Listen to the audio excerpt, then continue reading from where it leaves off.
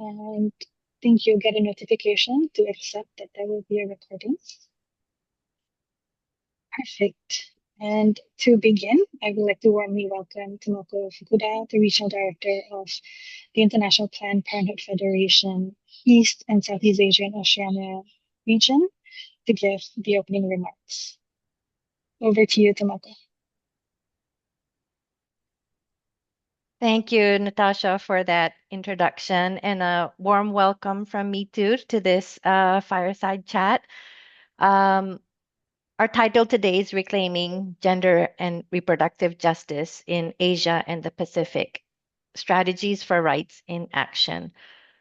We want to look not just at what we are doing today, but we also want to look into the future, strengthen our solidarity, and see how we can move stronger together. Today is special because we are launching, and this is our first of the webinar series for the Fire Chats. The idea behind the Fire Chats is simple and powerful, but we wanted to create a space where people can come together, much like how we come together around a fire, to share experiences, exchange ideas, and have bold conversations needed to move us forward. Fire symbolizes energy, courage, and hope, and it reminds us to keep the fire for justice burning, to spark new ideas, and to hold the light for the cause we all believe in. Some of you may have seen the IPPF new logo that we launched towards the end of last year, which has fiery red as one of our key colors. We also had the IPPF General Assembly last year in November, and the member associations from across the world came together and reconfirmed how this fiery red reflects how we are feeling now. That among opposition, we need to be strong, we need to be bold, we need to be courageous, we need to be the fire and energy to move things forward. So today's conversation focuses on access to justice in the context of sexual and reproductive health and rights. And we know that across many contexts today where people live, structural injustice, there's political regression, there's rising income inequality, cost of basic needs are rising. There's many ways that we are seeing how the threats and how our hard-won gains in gender equality and sexual reproductive health and rights is retreating. And we know the consequences when these things happen that are real and immediate. We see rise in adolescent pregnancies, unsafe unintended ones, unsafe abortion, gender-based violence, and a continued targeting of trans and gender diverse communities and human rights defenders. I just came back from Bhutan yesterday, where I got to see on the ground the activities of Renew, who is IPPF's member association there. And they have a safe house for survivors of gender-based violence, but they are accepting a lot of different circumstance people. And I met one young girl, she was 15. She had an unintended pregnancy. Her parents rejected her. She had nowhere to go, so she had come to this safe house that the member association had. And the fact that her whole life changed because of this unintended pregnancy was so heartbreaking to watch. Thankfully, she has the member association to support her, but there are so many young girls who would not have that privilege and that support. So we see these things on a daily basis. I also met the Trans Women Network that the member association is supporting, and they were sharing with me the inequalities and injustice they face on a daily basis. Education, work opportunities, healthcare, you name it, across everything. So our work is grounded in a commitment to justice, dignity, and freedom. Advancing reproductive justice requires more than protecting services or passing laws. It really requires confronting the systems with courage and that perpetuate inequality and exclusion. So the conversation today will remind us that reproductive justice is inseparable from border struggles for social justice, from climate, indigenous rights, to rights of sex workers and the LGBTI communities. But today's conversation will also bring together voices and experience from across Asia and the Pacific. And I hope, as Natasha mentioned, you will also share your thoughts in the chat or with questions with the panelists.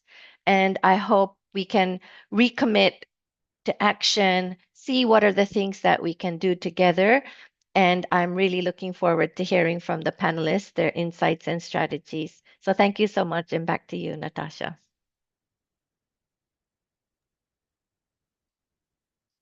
Thank you, Tomoko. Um, and now we'll move on with those words to kind of light the fire in us. We will move on to our panel.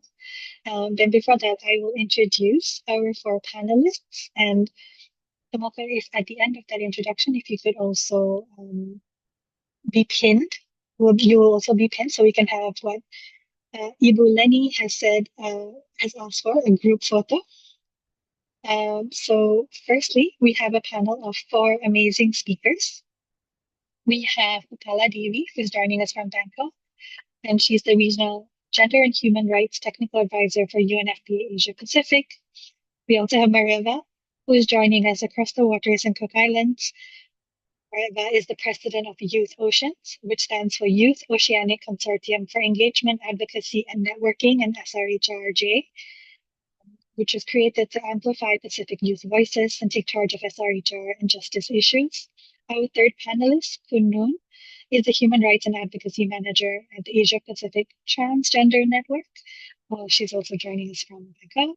And last but not least, we have Ibu Leni, who is the Executive Director of the Indonesian Planned Parenthood Association, a member of IBPF. IPA is a SRH care provider operating through 27 chapters across Indonesia. Welcome to all our amazing speakers. And sorry, I think I made a mess. So I'm gonna wait for my amazing support coordinator if she's how to put everyone um, on the screen. Apologies for that.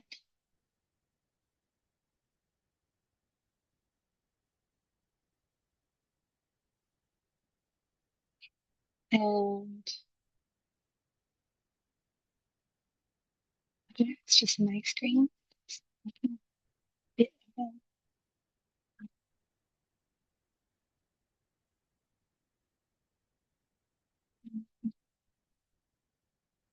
Sorry, just one moment. If Ipsita, if you could also take a photo of all the panelists.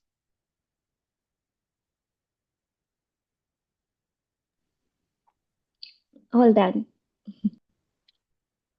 And thank you everyone who's joining us and has been joining us in the last few minutes. Just gonna take a group picture and then we will start the panel session.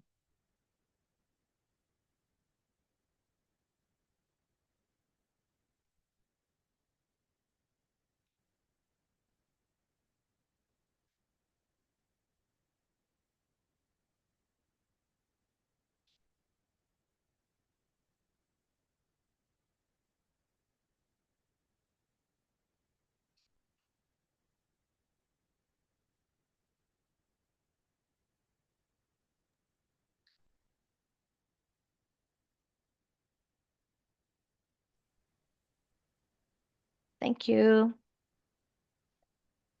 All right. Okay. We've got the photos. It's never easy to get everyone to look at the screen at the same time, but we'll keep trying. No worries. Thank you so much. And now I will start the first round of this panel with a question to Upala. And as we've introduced, you are the Gender and Human Rights Technical Advisor at the UNFPA Regional Office. And from a regional policy perspective, how is access to justice understood within SRHR frameworks? Where are the biggest legal and policy gaps across Asia and the Pacific? Over to you, Abala.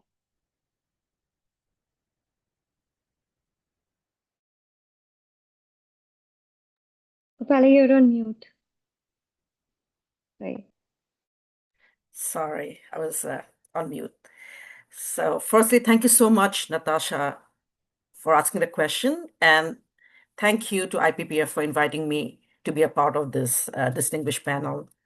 Let me start really by expressing our solidarity today for the millions of women and girls in the Middle East that are currently experiencing access to basic services and denial of their rights. Now, coming back, Natasha, to the Asia Pacific region, when we speak of access to justice in the Asia Pacific context, we are not really talking about the right to a courtroom. From a regional policy and rights perspective, access to justice is fundamentally really the essential bridge between a woman and girl's human rights and their lived reality. And specifically within SRHR frameworks, which is what this panel today is focusing on when it comes to justice, transformative justice, reproductive justice, justice should be understood as transformative. It really is the power of a woman, for example, in Papua New Guinea, or a young person in Thailand to claim their bodily autonomy without fear, stigma, and reprisal or legal reprisal. But however, across the Asia Pacific region, we see that this bridge is currently broken for countless women and girls. Let's go to the second part of the question, Natasha, that you asked on the gaps and structural inequalities. I think the biggest gaps we face right now are just not missing laws, but they're legal barriers by design. The first is criminalization. While we celebrate Thailand's 2025 Marriage Equality Act, we cannot ignore that in much of the neighboring Southeast Asian countries, accessing sexual and reproductive health really remains under the shadow of the penal code. So the first is criminalization. That's a big gap and a challenge as well. The second is third-party consent. In nearly a quarter of Asia Pacific countries, we see that adolescent girls are legally barred from accessing contraception, safe delivery care without a parent or a husband's signature. The third is structural inequality. Structural barriers, poverty, disability, geography really creates a tiered justice system. For instance, UNFPA, the organization that I'm representing, as well as UN Women, the data that we have really highlights that women with intellectual disabilities in Indonesia and the Philippines actually face double invisible barriers. Excuse me, they're often denied legal standing to report abuse, effectively granting perpetrators total impunity. So basically, it's a double, triple barrier when we look at, for example, the leaving no one behind populations and people with disabilities, women, girls with disabilities, women, girls who belong to ethnic minority groups, and so on and so forth.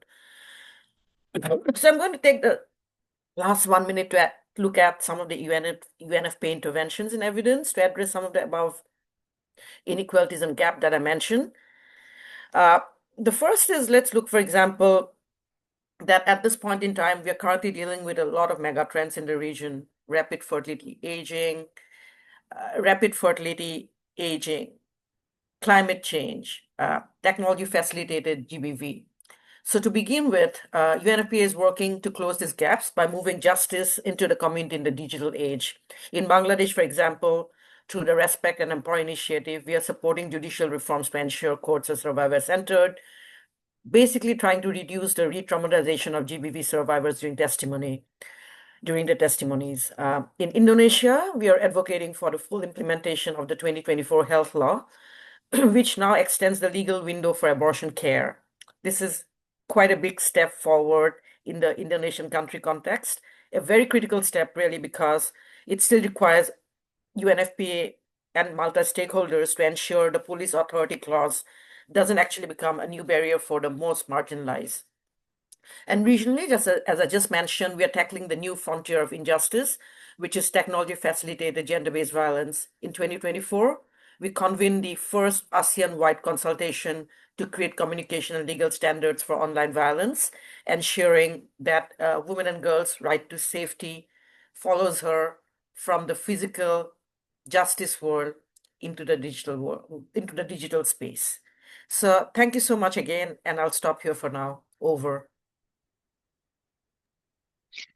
Thank you, Opala. That was a quick but very concise response to the question. And you've mentioned a lot of key issues, especially looking at the first thing you said around legal barriers by design and highlighting the fact that a lot of us are still living through colonial legacies, and a lot of our penal codes are based on colonial laws, which has a lot, that's where a lot of the criminalization and the marginalization is structurally integrated, or it is structural because of that. And thank you for highlighting that. And the again giving us a view of what the region, the main mega trends, as you mentioned, the challenges are around fertility, aging, and gender-based violence in the digital spaces, and not just in the physical spaces that we have. And I think that brings us really nicely to our next panelist, Mareva. And for you, as a young person from the Pacific region, how does culture and norms shape who can access justice and who cannot? The question for you. Go ahead. Thank you. Thank you for the question, Natasha. I'm just echoing Upala's words. Thank you for inviting me to be part of this panel. Great question. Honestly, I think not even just from a Pacific perspective, but across the globe, this can be a discussion that can just be talked about for days on end.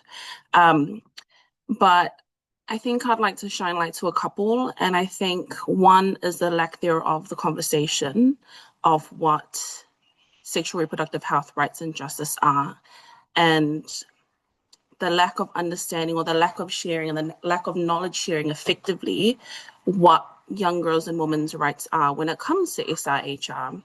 So, for example, we do know about comprehensive sexual education, and we do know that this is a tough educational curriculum to get over the line. But for the Pacific region, there's only one country at the moment who practices CAC within high school. And so the stigma around the conversation of SRHR and tying in CAC is, I think, just diabolical, because if for a region that is so rooted in culture, sorry, apologies, just giving a apologies in advance. I'm with my sister's kids and I hear them running around. So please just tune them out if you do hear them. But as I was saying, the Pacific region is so rooted in culture, and same-sex relations, all these things, this was a norm practiced back then before missionaries came, before religion arrived to a lot of our countries. So this discourse, it was a norm before it was labeled as discrimination and rejected by social norms, pretty much. It affects CAC because these conversations are frowned upon. I once heard a quote from someone here in the Cook Islands that said, CAC will always be age appropriate, but it will never be culturally appropriate. And that kind of, as soon as she had said that, kind of dawned on me, and I was like, oh my God, yes, this is so true. CAC can be taught over multiple ages, but when are we officially going to break that barrier? That it breaks cultural barriers. And with that creates systematic and social injustices, because when people don't receive accurate, age-appropriate, again, if we want to talk about culture, take it back before missionaries arrived, culturally grounded and evidence-based education, the harm that follows, it tends to fall unevenly on different groups, and especially genders. And that's obviously where we see those injustices. If we wanted to talk about less visible barriers, I think for the Pacific region, And I think this might be on a global scale as well. The fear and overprotection of young women and girls, and how that can be mistaken for control. And linking it back to our discussion of SRHR rights for women and ensuring that our next generations understand what that is for them, it just, I think it portrays the view of, look, I'm not letting you search certain things up because this isn't something that you're ready for. This isn't something that you should be viewing in the first place. Again, it ties back, why not have that conversation at home? Obviously, you want things to start at home. I don't want my child to find out about sexual education from a random Tom, Dick, or Harry. Like, I think, but again, that might just be me. It's breaking these cultural barriers that this discussion becomes a norm. And I know that this discourse is something that's constantly talked about in this space, especially with IPPF, because it's so vital. But I mean, if we stop having these conversations, we're not going to get anywhere. And so I think something else to also take note of is reputation within the Pacific.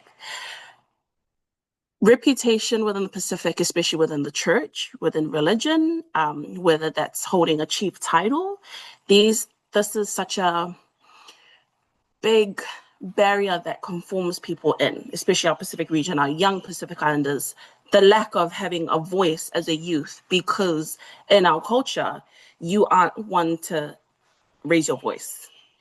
We're not told to speak up or speak on our experiences. This varies across a lot of Pacific Island countries, but majority of the countries, ageism is a big thing. And also, if we're talking about gender-based violence, while you spoke on that, that's very real also in this context, and the fact that this violence is always kept in-house because of a family's reputation. It's always, oh, we'll deal with it later, you know. A young woman came to one of her parents saying, you know, my auntie, my uncle had done this to me, and it's never preservation and protection of your child. It's preservation and protection of your family's reputation. So I think that's a huge barrier that we need to break in order for for our young women and girls, especially in the Pacific, to be able to see what this justice looks like. Who is fighting for me in the first place? If I can't go to my parents, who can I go to? And I think all the questions that we're seeing raised in this is a great way of navigating this conversation. And I'm really excited to hear other speakers. So yeah, I think if you have any other questions, or if I missed something or I'd like to elaborate on, like Natasha said, please feel free to put that in the comments, and I'm more than happy to speak to. But thank you for giving me this time. Thank you, Mariva. That was a really interesting additional perspective where I'm also reflecting as someone from a different part of the region. When you mentioned kind of reputation, and I was thinking, yeah, there's this whole culture of saving face, of saving your family's face. So, you know, everything that happens in the family stays in the family. And going back to kind of overprotection as a form of control, and how, as young people, not me, you, as young person, you know, feel that the most and are raised in that kind of conditioning, which then affects everything, the way you think, um, the way you learn, the way you speak. And that ties with uh, the last point that you made around, so who do we go to? Where can we go to when we are already so overprotected, or there is already such forms of control around us? And how do we break those barriers? And the quote that you mentioned earlier around where CSE will always be age appropriate but not culturally appropriate it's resonating, because we are in a region that is not just a region that's diverse, right? If we look at the Cook Islands, that is diverse in and of itself, with the multiple ethnicities and indigenities and religion and, you know, migration patterns, and everyone's bringing in their own culture into this potpourri. And how do we then? What is that next step? How do we then take this and and integrated into the work that we do, especially around comparative sexuality education. And like you rightly mentioned, it's one of the hardest things for us to move the needle on and to progress on in the region, especially. So thank you for bringing that lens and that voice to the conversation. I'm going to move to our next speaker, to Kunun. And Kunun, your question is, in your experience, what does access to justice look like for trans and gender diverse communities in Asia and the Pacific? Over to you. Yes, yeah, Natasha, thank you for your questions and the introduction as well. When it's come to this question, right, I feel like I have so many things to share. I can foresee already that that might be a little bit slightly over time, so please remind me if the time is closer to the end, no? Yeah, I think I just reiterate again that I'm from Asia Pacific Transgender Network. No, the we work on the advancing human rights of the trans and gender diverse people across Asia and the Pacific.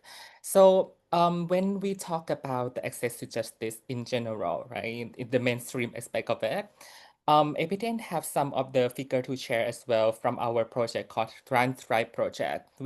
Is this kind of like the regional transphobic gender-based violence reporting mechanism for the communities to actually reporting the cases, right? And this is launched in 2023. And so far, we received like 703 surveys, respondents from across the region. And amongst us 403, right, 121 report experience of physical assault, like from transphobic violence, no, and also 167 experience verbal assault, 159 subjects to the public humiliation. And most of the incident is actually located in the street, within their own home, within the families, right? And the 17 respondents report online stalking or other form of online harassment as well, with and Malaysia is accounting for 6 of those response. So this says something, no? And and can you guess how many of these cases actually report to us that they report this case to the police as well? 1, 2, 3. Yeah, only 2 cases. Only 2 from 403 actually report the case, right? And there is also some, and also more than beyond the police reporting, no? The stigma and discriminations by legal practitioners, actually a big thing also when people want to seek for justice, like go to the court and etc. It's actually shown from our recent cases related to marriage equality in Thailand, right? We all know already that the Thailand just recently have the marriage equality, but before that, the movement has actually issued the case to the Thai Constitutional Court, but it's actually ruling against the same-sex marriage, and is the bias and in the verdict itself is alarming, right? The bias from those legal practitioners. So the purpose of the marriage is they said that the purpose of the marriage is to reproduce, during which husband and wives create a special bonding as the families, claiming it is a natural order and a foundational institutions of the societies. Even worse, they compare same-sex couple as animals. If science discover more detail that some animal species exhibit strange biological behavior or characteristic, they will be grouped into the separate group for further study. So this is our legal practitioners. I'm Thai, so I can say our legal practitioners look like this day, right?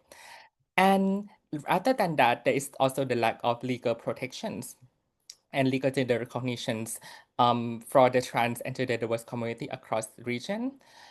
We don't have only small amount of country allows trans people to change their gender marker. and some of which actually is like have some of the condition also they need to undergo certain medical process that actually unwanted from them, and and the process is very complicated and it's actually hard to achieve though. And the hate crime legislation is also minimal. Only some certain country, like I think two, have the specific legislation that address sexual orientation and gender identities in the law. So basically, meaning that they explicitly create the additional grounds for the criminal cases, right? When for if the perpetrator actually commit to the violence against some certain group of people, including LGBTI people. And but if we're looking at the issue of the access to justice, right, beyond this narrow term, this is only narrow term, no?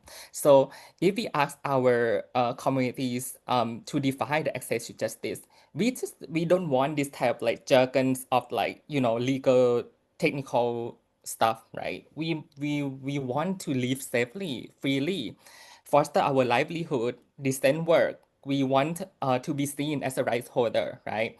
And this manifestation is far from reality as well. So aside from lacking of this access to basic needs like SRHR, right, that actually like prevent them to live their fully as a human and foster their livelihood. The criminalization against same-sex relations, cross-dressing, and sex work is actually impact trans people the most, as it's actually common in many countries in this region as well. And more than that, APTN conversion therapy practices initiative, the research project from across the country in Sri Lanka, India, Indonesia, and Sri Lanka, India, Indonesia, and Malaysia. This we have also see that the conversion therapy practices, which is the harmful practices that try to change trans people gender expression and gender identities, and it's alarming that it's also committed by the people that we know, right? Family member, neighbors, communities member, religious leaders, and institutions, and including health professionals and the schools, right? So this is also some of the linkage to SRHR that we need to keep our eye on as well, that this conversion therapy is performed among the medical professionals as well.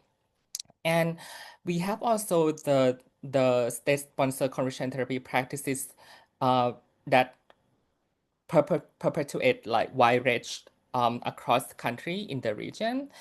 And they done this like this kind of like the camp that recruit LGBTI people in and putting them to the process, try to change their gender identity and expression and sexual orientations, right?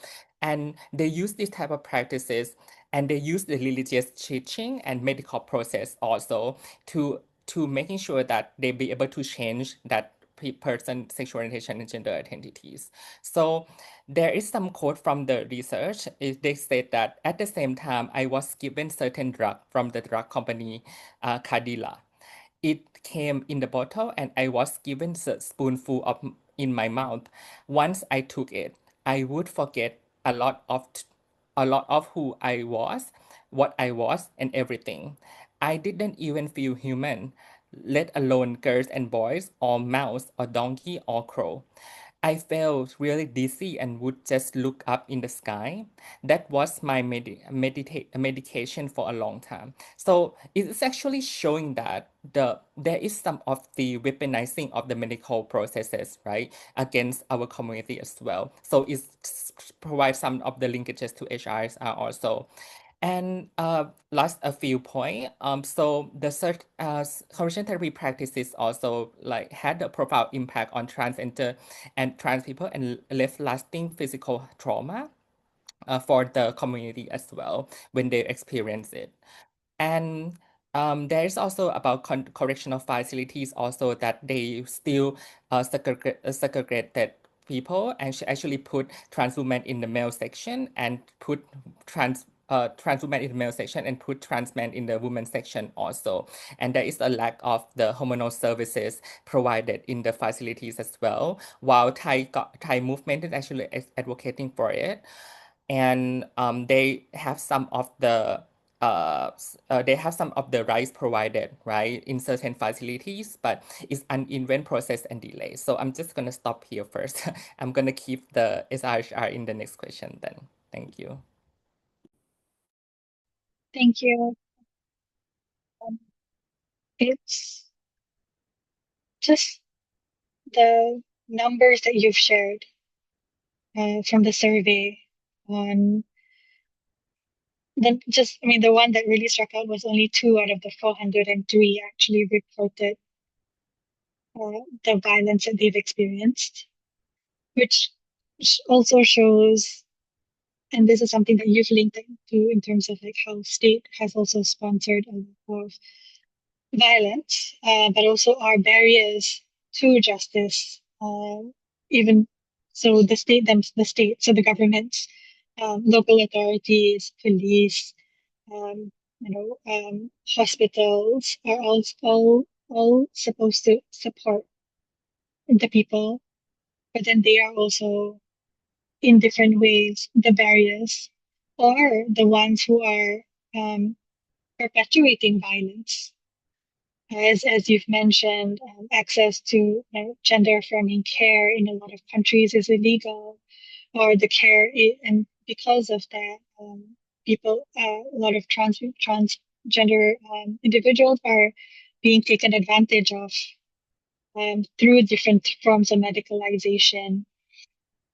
And so, thank you so much for your insights, and it links really nicely to our next speaker, Lenny, the executive director of IPA, who will speak to how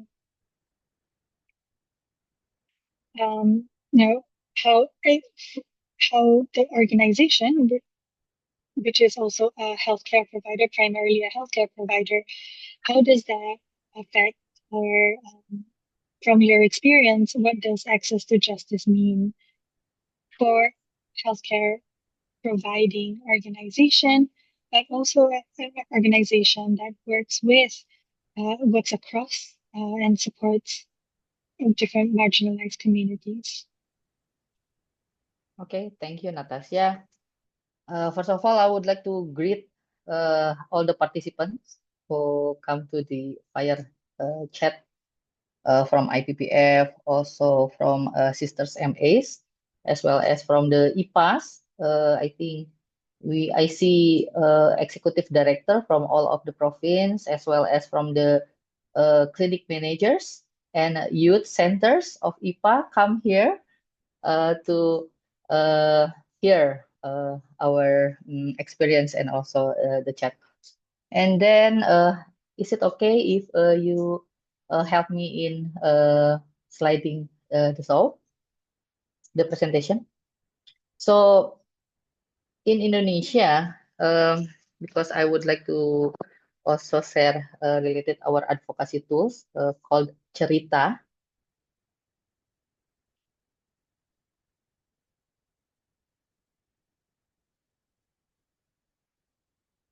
So in Indonesia, barriers to care. So this is Cerita. Cerita is our advocacy tools. So we just start this one in 2025. So if we talk about Cerita, is a story actually. Annual reality reflection. So Cerita is abbreviation from cermin realitas tahunan that we call annual reality reflection. So next. In Indonesia, barriers to care and justice usually multiple. So within geographic, ethnicity, identity, and if you know that Indonesia is an archipelagic country of about 286 million people, where more than half of the population lives on the island of Java.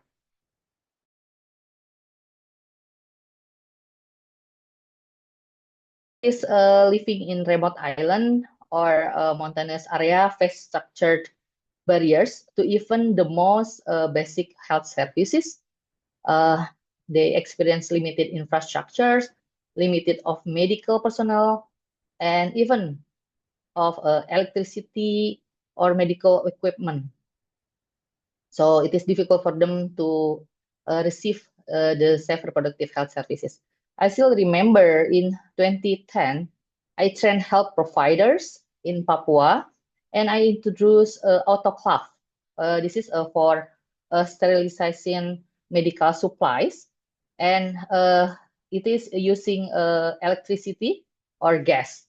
But it turns out that I learned so much from Papua, from the participant, because they mentioned in some remote communities, I think most of the island, even sterilizing medical tools requires improvisation using simple household equipment. We can see that in the right is autoclave, and they use rice steamer for it, and make using wood to make a fire. So even for Papua, for hand spoon itself or hand gloves, it is very limited. So they reuse it again. So they use it, they put it in the top of the rice steamer, so they can use it. And then next, the introduction of a contraceptive in sometimes is also sometimes rejected. You can, okay. So this is the 50% that the Indonesian population is living, and in Papua is only 2% of it. So the introduction of contraceptive in some area is sometimes rejected because it is perceived as an attempt to reduce the population of a particular ethnic group. So this is actually demonstrate how the demographic or vulnerability, ethnicity, and the mistrust intersect to influence a health decision. So in Indonesia, contraceptive services still limited to married couples under the law, and abortion is also highly restricted. Abortion services also until now still continue to face persistent targeting. So very few institution or organization are willing to provide services, but IPA, even within the limited legal condition that that not allowed in 2025, if you can next, IPA performs 5,000 and next 5,000 services. It is not because it is safe, but because it is necessary for uphold the human rights issues, especially for the safe lives. And then if you see from here, actually I put it the target 3.1 for maternal health for the SDGs, and target 3.7 universal access to sexual reproductive health services that we need, all of the world need to achieve by the, and I think 2030. So for the maternal neonatal Indonesian maternal mortality ratio until now is still remain high. I think it's around 189 per 100,000 live births. So if it is like to reaching like 70 by 2030, it will be extremely challenges because of the situation. Like for example, providing safe abortion services is not allowed, and also if you mention related with the comprehensive sexual education, as well as for providing contraceptive only for a married couple. So I think it will be very, very challenging. Even though that Indonesia has also claimed that they have achieved like around 80% health coverage, but I think the coverage alone does not guarantee access. If actually communities cannot physically reach the health facilities, because the facilities itself is lack of trained health providers, or even there is no health providers in the area, and also very limited equipment, and also medicine, as well as the transportation because of the geographic issue. And then for another important challenge is actually the comprehensive sexual education.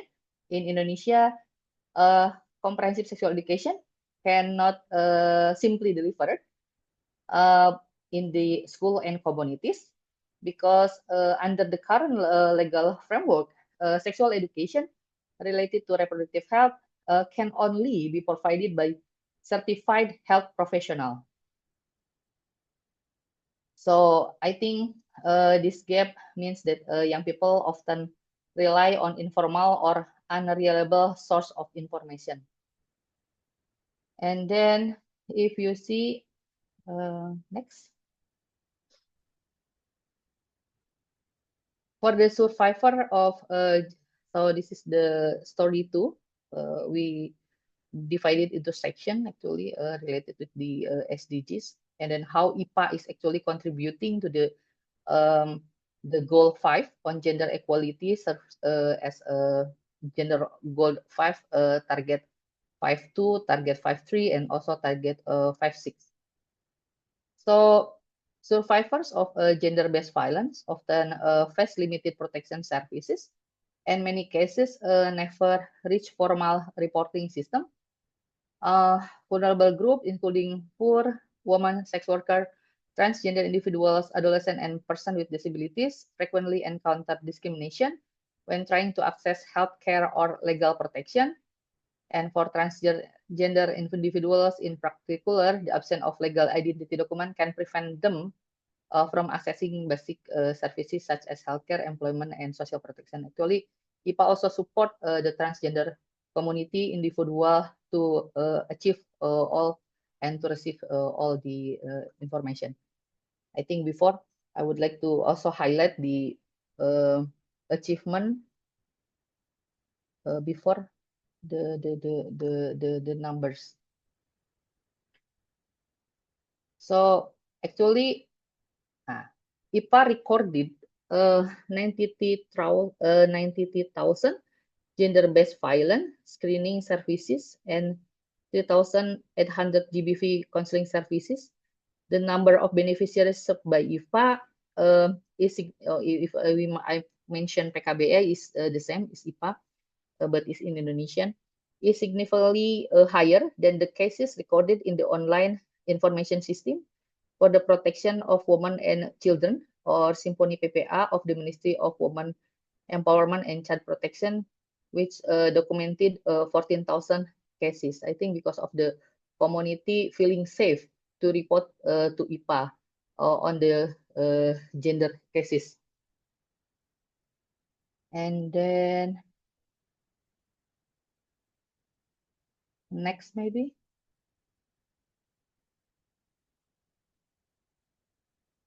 Okay, we still have limited services for survivor of sexual violence until now because of the budget of the Indonesian government also very limited. And then IPA also providing all the services now. And then also discrimination against vulnerable groups, poor women, sex worker, and transgender women. I think maybe that's all. Maybe we can elaborate on the question and answer. Thank you.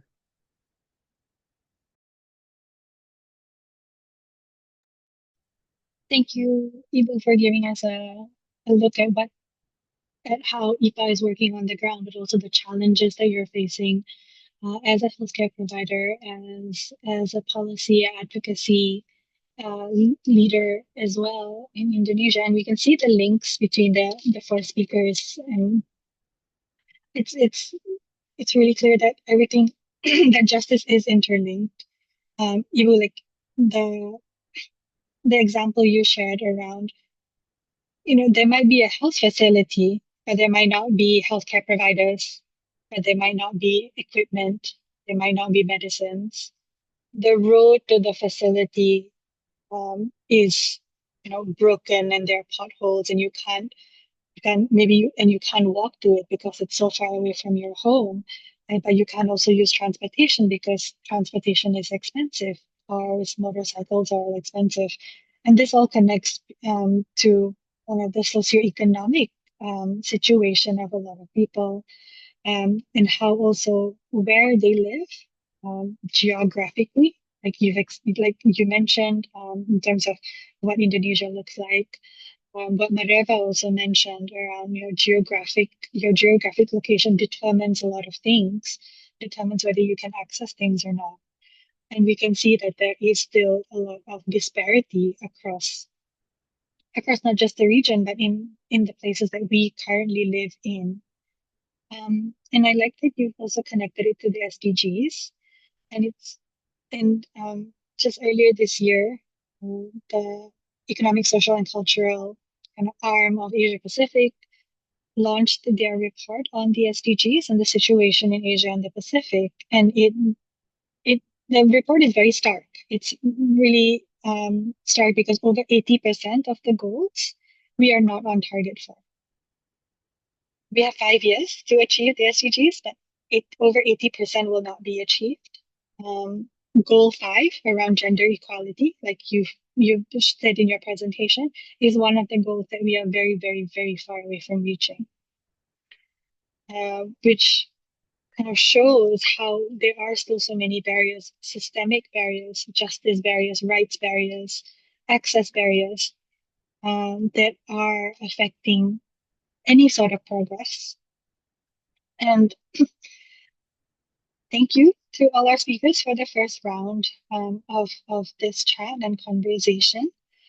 And it's so interesting to hear from the different perspectives, from regional, from a healthcare provider perspective, from a youth perspective, from a community organization perspective, and also seeing how everything is tied together. That it's not separate fights.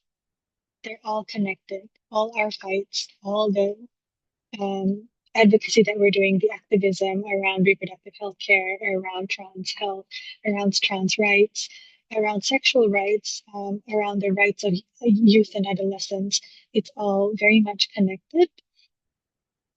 And I'm going to now move on to the second part of the discussion, and also reiterate that if the speakers would like to respond to anything someone else has said on the panel, please do take this space to do so. I'm going to go back to Upala. So we've looked at the challenges and the barriers, and now my question to you is: so what are the reforms that are most urgently needed? If you can point out one or two things. Thank you.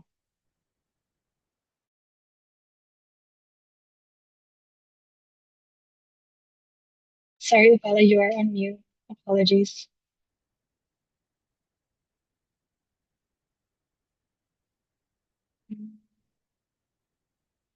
One moment. Mute. Okay, can you hear Okay, me there now? you go. Yes. Yes. Great. Sorry about that. That's fine. So thank you for the question, Natasha. And I think we really face a sobering reality right now. And my panel speakers have alluded to that. Despite decades of advocacy, activism, the justice gap for women and girls in the region really remains a chasm. Women and girls globally still hold only 64% of the legal rights enjoyed by men and boys. Men. In our region, the Asia Pacific region, reproductive justice really is the front line of the struggle. And it's not just the absence of coercion, it's the presence of the social, political, economic power to make decisions about our own bodies. And that's absent. To achieve this, we must really move beyond incremental tweaks and pursue, in my humble opinion, really, three urgent structural reforms. The first reform is looking at decriminalization and the removal of the fear barrier. We must decriminalize bodily autonomy. Across the region, the shadow of the penal code still hangs over access to essential healthcare services. And really, I bring in a Thailand example again because countries like Thailand, the Marriage Equality Act and previous adolescent pregnancy reforms does prove that legislative courage is possible. But in many other countries, consensual adolescent sexuality, and abortion remain criminalized.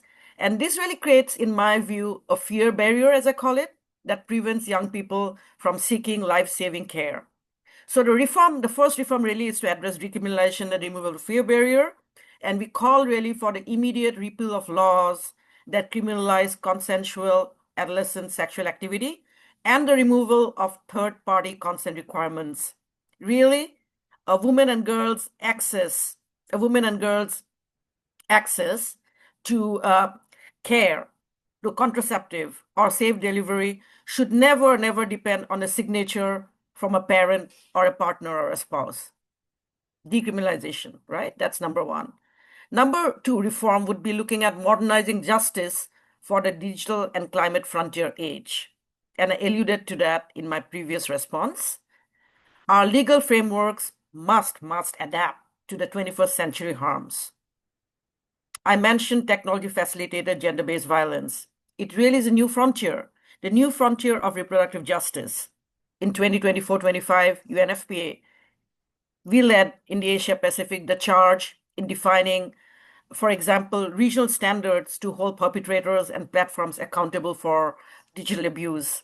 And furthermore, really not just with technology facilitated gender-based violence, but really looking at integrating sexual and reproductive health and rights into climate justice forums. As disasters, humanitarian crisis, political crisis intensify across the region and globally, legal protections for maternal health and GBV services must be hardwired into national resilience and adaptation plans, national climate resilience and adaptation plans. So the second reform in sum is really looking at modernizing justice for the digital and climate frontier. States must enact legislation against image-based sexual abuse and ensure that sexual and reproductive health and rights is recognized as a non-negotiable right during climate-induced and humanitarian states of emergency. And really, countries like Mongolia has done that to an extent through interventions by the National Human Rights Institution of Mongolia. So that's a good practice example. Reform 3, which is the final reform, would be looking at intersectionality and survivor-centered accountability. We must reform the machinery of justice itself. In the Philippines and Nepal, we have seen that laws are only as strong as the officers who enforce them. Structural inequality means that for a woman with disability, an LGBTQI person, or an indigenous woman and girl, the police station should not be a place of trauma, which it is often. It should be a place of protection. So the third reform really is that we need a shift to survivor-centered jurisprudence. This really means looking at mandatory gender transformative training for judiciaries and the scaling up of, for example, mobile justice caravans, which we've done in some countries, UNFP has done in some countries in the region. That really brings, for example, in Bangladesh, and that really brings legal aid and survivor-centered sexual and reproductive health services to the most remote pushback services. I'll conclude by stating that justice delayed for a pregnant adolescent in Bhutan, as Tomoko mentioned in her opening remarks, or a survivor of violence in Samoa, justice delayed is justice denied. So let us commit to just these three reforms to begin with, which is a lot to unpack, a lot to roll out at the country level, but they should not be distant goals for 2030, but because the urgent actions are needed as we speak right now, today. And thank you for allowing me to speak again. I hand it over to you. Thank you, Bella. I don't know what to say after you said word justice denied. I don't know. Sorry, now I kind of blank. But that, the fact that it's if it's not there, it's denied. It's and we've heard the fact that there's so many structural barriers, and the structural barriers themselves condition how people live and how people learn and how people access things. Thank you for that. I'm going to move on to Marela. And ask the question of what would it look like if justice was defined by young people rather than institution?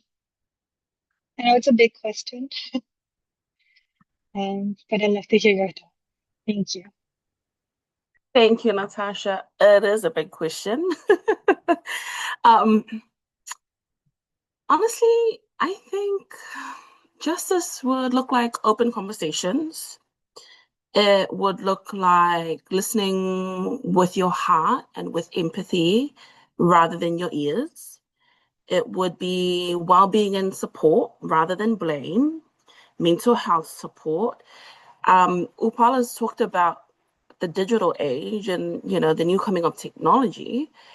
We've we're in the process of creating and advancing all of this technological technologies, sorry. But the movements and the trends that a lot of the youth have created over with the use of the digital platform, based on small things. I mean, youth can have the influence to blow up such a small thing in both a positive and a negative light. So I think that that's something that should be focused on, because it's a powerful tool that the youth hold within their hands, and the influence that social media has. And I'm speaking about this because realistically, this is going to be the next generation that moves in once I myself have aged out. I think examples of youth-led justices and their values would be, one, a sense of belonging.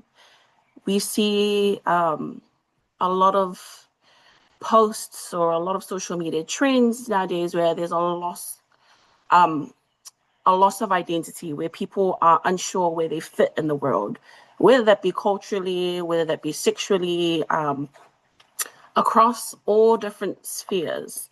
So I think a sense of belonging would be one of the most important tools to build justice on. Recognition of cultural practices for the Pacific and building on those. I spoke about culture creating barriers that are hard to break down. But from my perspective, if youth were given the chance, we would take culture and we would build on it.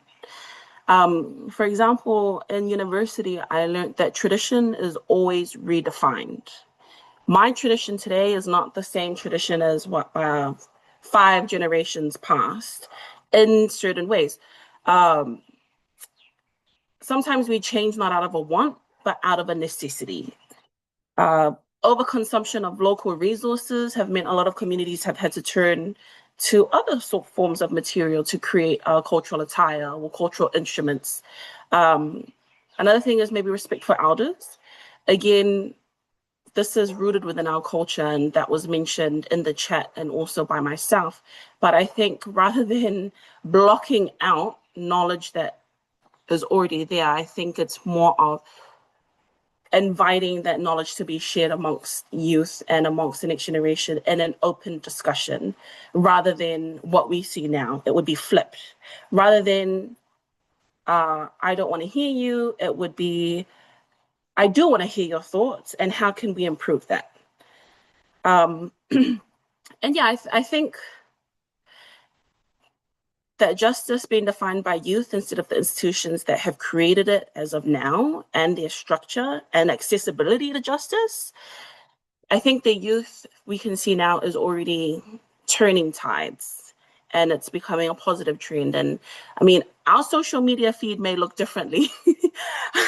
I can't say we have the same thing popping up on our TikTok or on our Facebook, Instagram, Twitter, X, but I think that's what I think it would be. I think youth have such a strong sense to find belonging, and I think we find that amongst ourselves through different groups.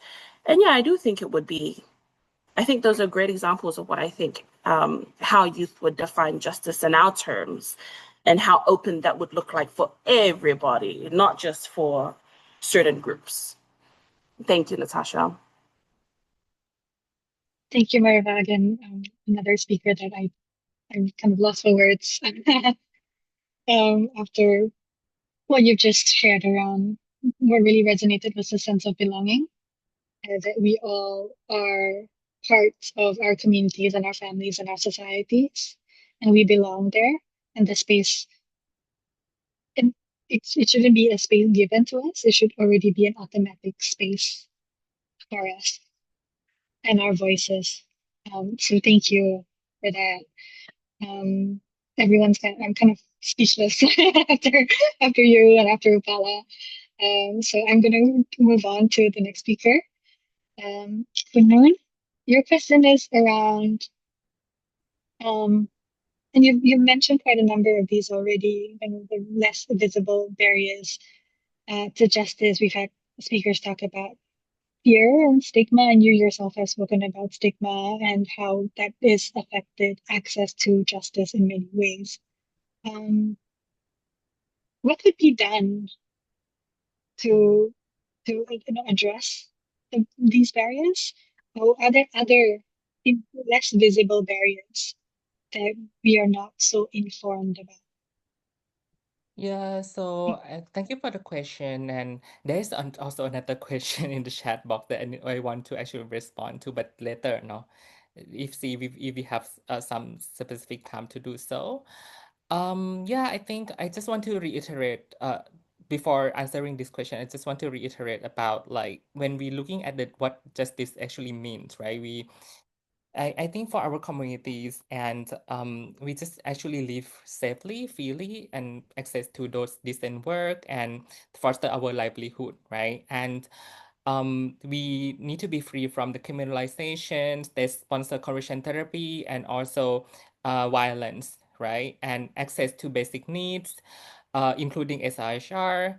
Also, this way we can have fully visibilities and fully access to justice, right? So it's actually more larger ways or like less narrow way to identify what justice mean, no? So I'm gonna coming to the point of like so when we actually think about the and less visible barriers, right?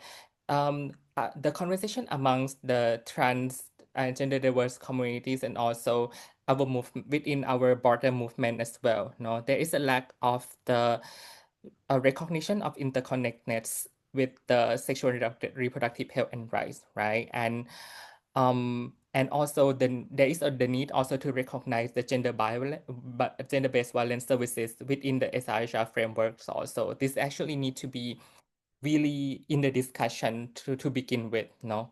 So that we be able to making sure that we be able to name what is actually the barriers to access to justice actually, right? We need to get more lens to it.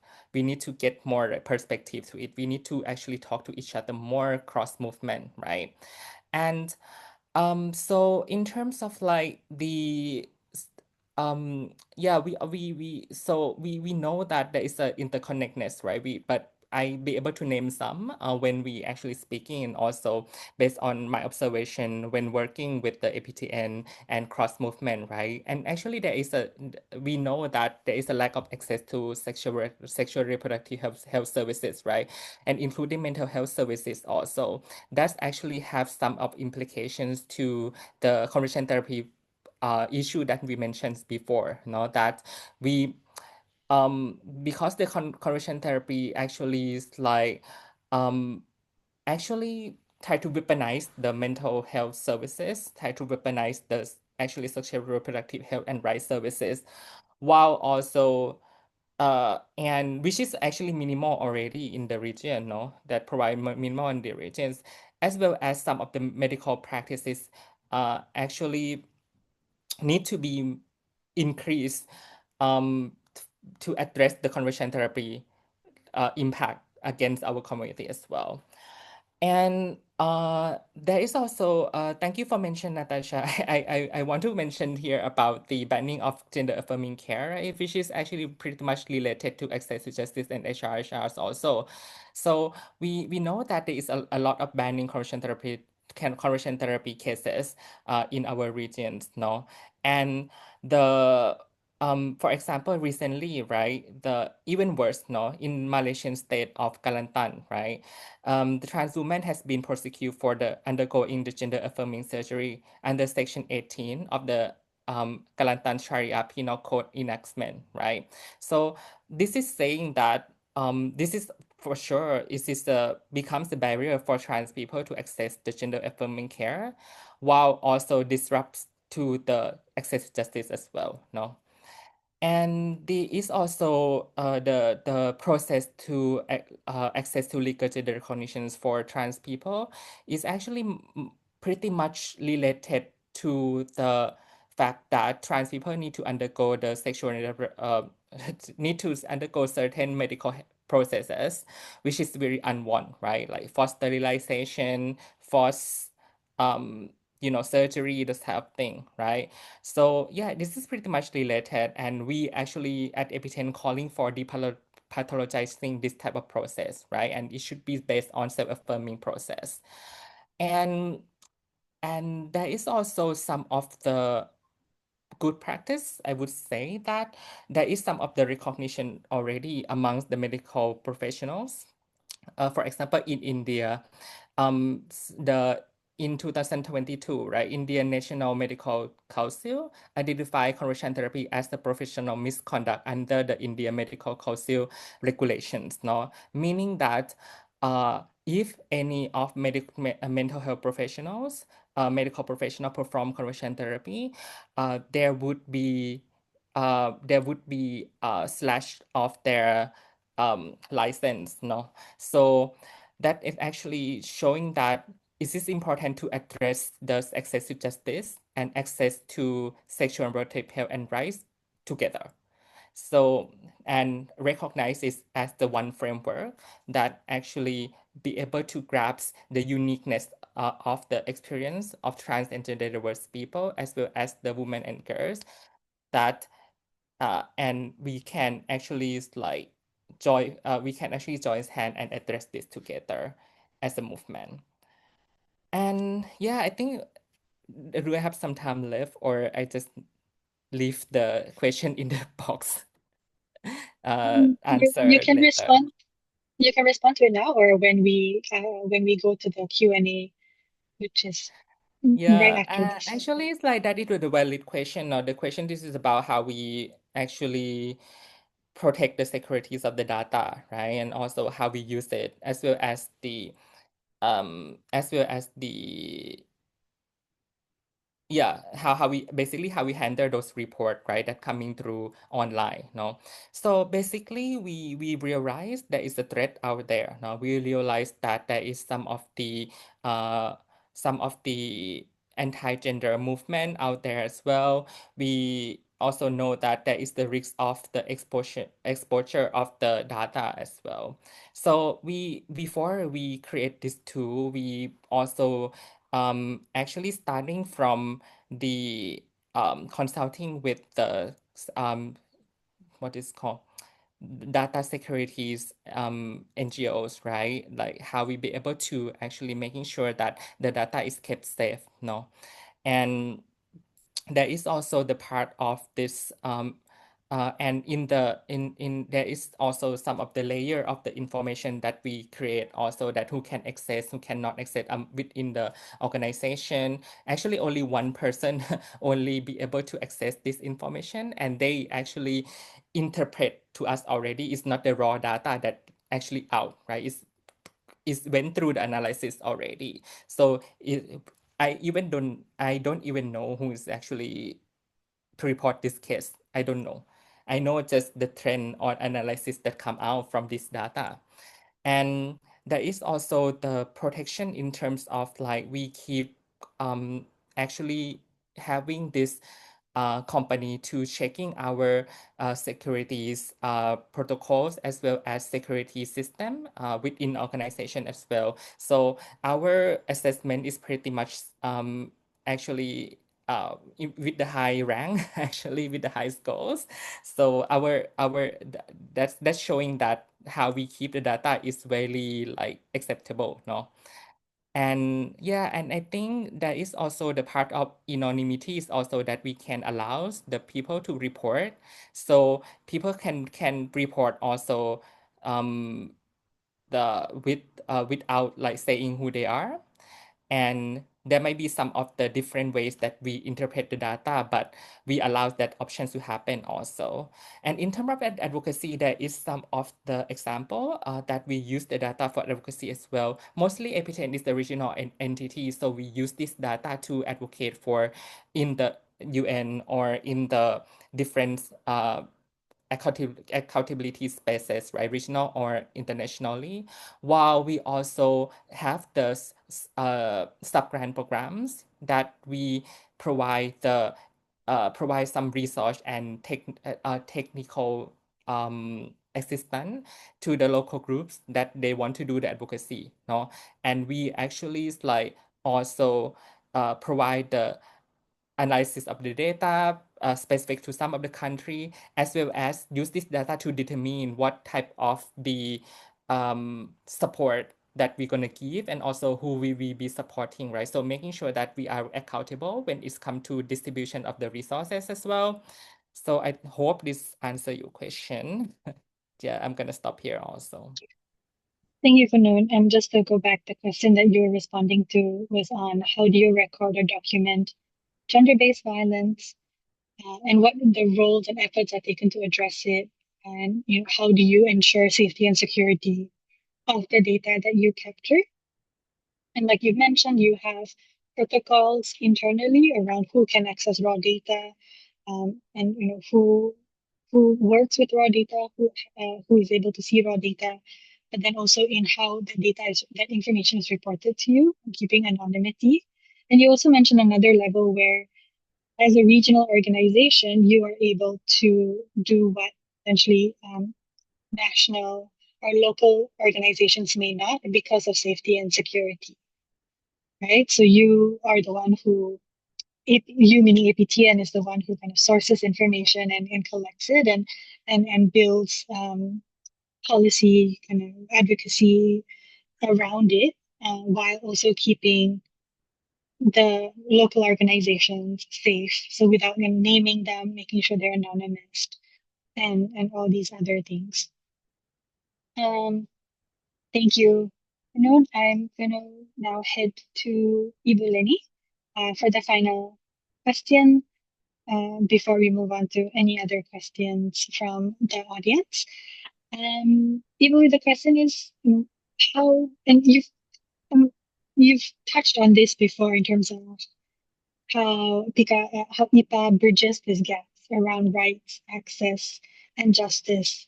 Um, and you spoke about the child protection and guidance around that, supporting trans community with getting national identity cards. Is there any other roles that you play to bridge the gaps between access to SRHR and justice? Okay, thank you, Natasha, for the question. Of course, as a civil society organization or community-based organization, IPA plays a crucial roles in bringing the gap between the national policies and everyday realities, actually, that facing by the communities. Actually, IPA always the first point access for the people who are excluded from the formal systems. Even though that IPA also have experience criminalization, actually dozen of our service provider detained, interrogate, and one of our board died in the prison because of defending the values and belief. Also, IPA become a home for everyone, an inclusive space where people are welcome without judgment. We also creating an environment where individuals feel secure, respected, and free to express themselves without fear or discrimination. Even though that, for example, we also experience the pressure from the government and then sending us the letter to stop our activities. At the community level, actually, in the remote areas, we also providing the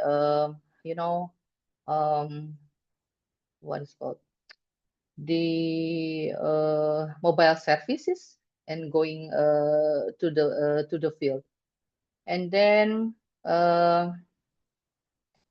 we also contribute to strengthen our accountability and policy improvement through service delivery and documentation of the data initiative, such as I also present related with the cerita. Cermin Realitas Tahunan is annual reflection of reality yearly. So is gather evidence and also community stories that highlight where policies are effective and where the gaps are remaining. And we present it to the stakeholder for health service improvement. So I think from the advocacy side as well as from the services side, and now also we also increasing in the legal aspect on how to strengthen our organization on that one. That's all. Thank you. Thank you, Ibu, for sharing the roles and the expanded roles that you are playing as IPA in Indonesia. Thank you for that. I think we're kind of done. This is the end of the panel discussions that we're having. And now we'll move on to the question and answer session. If there are questions in the chat from the audience, any burning concerns and questions that you'd like to ask the panelists, please put it in the chat. Kunun has answered one already. And so thank you for that question. There is another question, and this is kind of to any of the panelists, any of the speakers. The question is sorry, I just lost the question.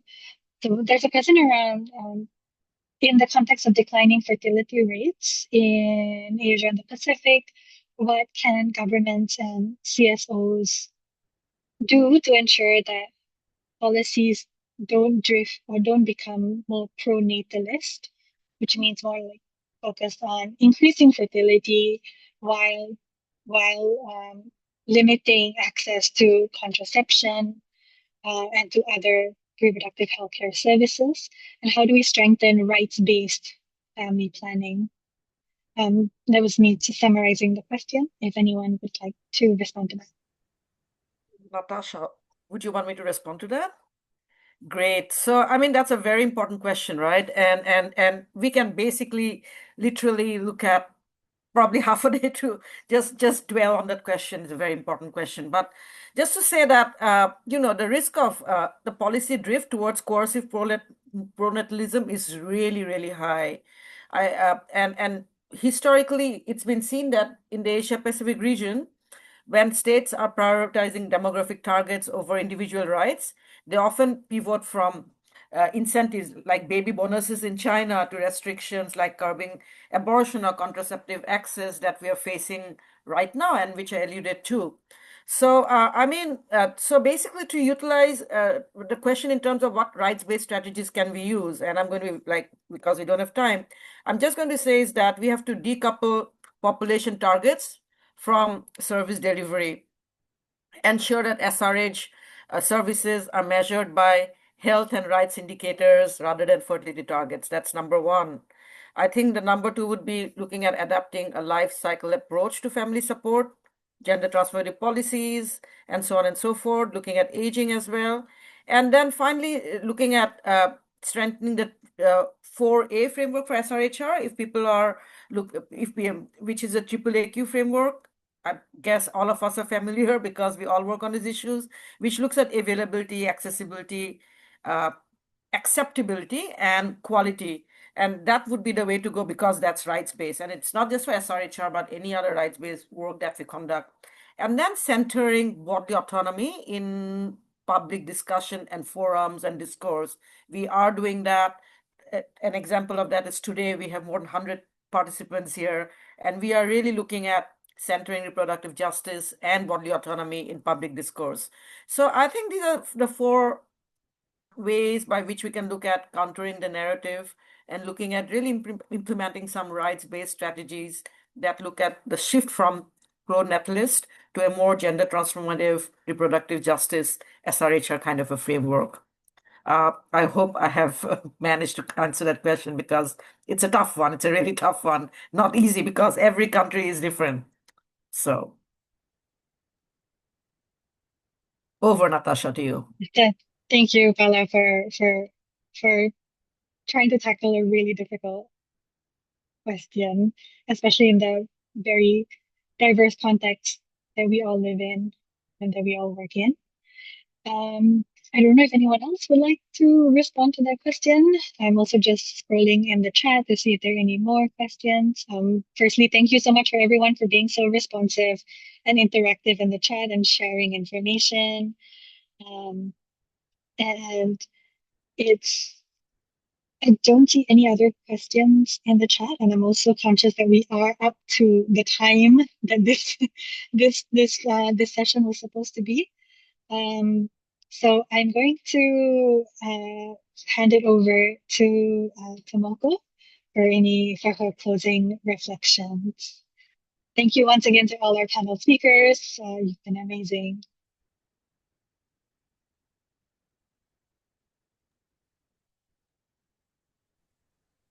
Thanks, Natasha, and thank you all the panelists. I really truly enjoyed the conversation, and all of you also who contributed in the chat. Could see the different perspectives that we have, but I think we all agreed that it is interconnected. SRHR has to be fundamental, but the intersectional realities of who we are and the world that is reeling around us with so much hate and opposition, the fact that we need to be extremely close together, the fact that we need to be working at different levels. And I think the beauty of the conversation today was that we could hear from a UN perspective, we can also hear from on the grounds perspective, and the fact that all of this really is necessary to uphold the dignity and rights of every individual. We know that and these transforming systems and policies and then the social norms, it's very divided, and the way that we exist is extremely challenging. And I think that was also discussed. But I also saw glimmers of hope and also a renewed sense of strength among the conversation today, that to say that we do see a way forward. It's not a hopeless thing. We have good examples on the ground of how we can actually make progress. So I think that was really encouraging for me and energizing for me as well. So thank you again for all the time, the insights, and all your comments in the chat to advancing rights and action across Asia Pacific. As mentioned, we're hoping to make this a series. So we look forward to seeing you in the next conversation as well. Thank you so much, and back to you, Natasha. Thank you, Tomoko, and thank you to all our amazing, amazing panelists and to a really great audience. Thank you for staying with us through the last hour and a half. Thank you for interacting, whether through the chat or through emojis. And as Tomoko mentioned, this is the first of what we hope to be many conversations around gender justice, reproductive justice, sexual and reproductive health and rights, just connecting us in different ways and having this space to have these conversations. So thank you once again, and happy Friday for nearly Thank everyone. you. Where Thank it you is a so much. Friday. Take care, everybody. Thank Thank you so Bye. much. you. Bye. Have a Bye. nice weekend, everyone. Nice weekend. Bon weekend. Thank you. Thank you for joining. Thank you.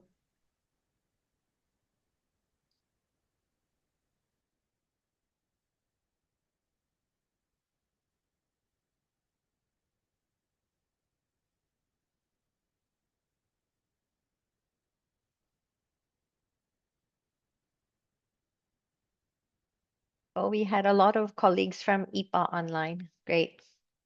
Thank you.